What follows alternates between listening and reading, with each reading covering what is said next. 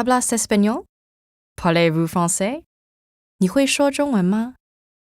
If you answered sí, oui, or 会, and you're watching this in English, chances are you belong to the world's bilingual and multilingual majority. And besides having an easier time traveling or watching movies without subtitles, knowing 2 or more languages means that your brain may actually look and work differently than those of your monolingual friends.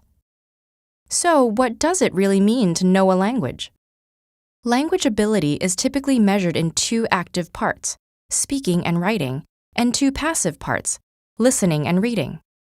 While a balanced bilingual has near equal abilities across the board in 2 languages, most bilinguals around the world know and use their languages in varying proportions. And depending on their situation and how they acquired each language, they can be classified into 3 general types. For example, let's take Gabriella, whose family immigrates to the US from Peru when she's 2 years old.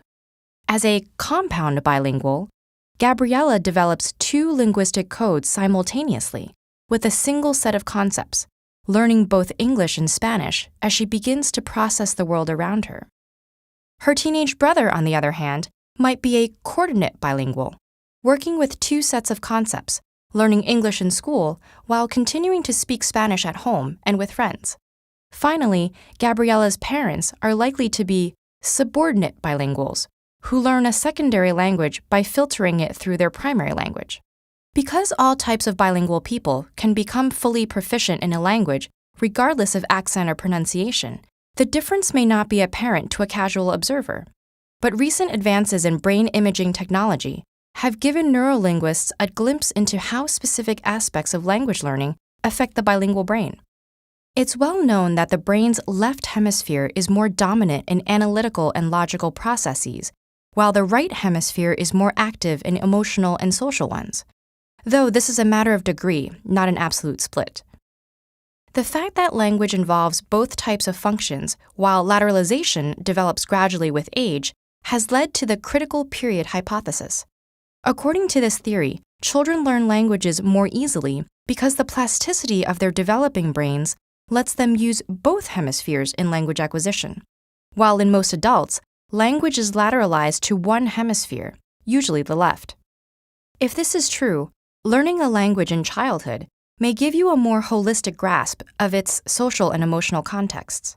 Conversely, recent research showed that people who learned a second language in adulthood exhibit less emotional bias and a more rational approach when confronting problems in the second language than in their native one.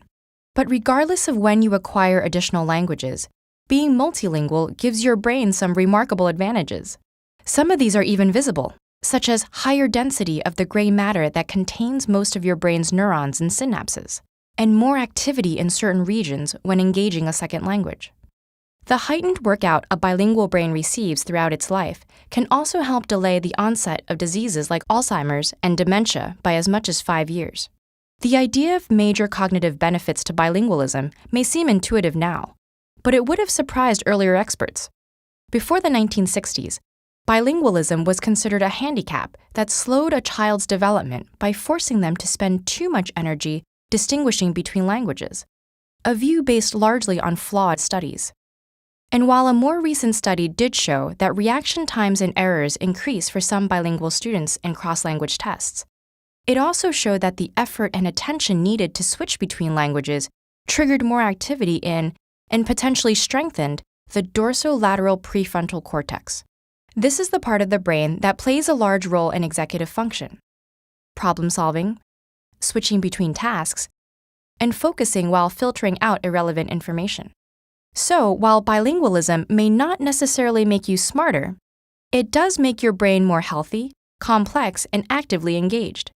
And even if you didn't have the good fortune of learning a second language as a child, it's never too late to do yourself a favor and make the linguistic leap from hello to hola, bonjour, or ni haos.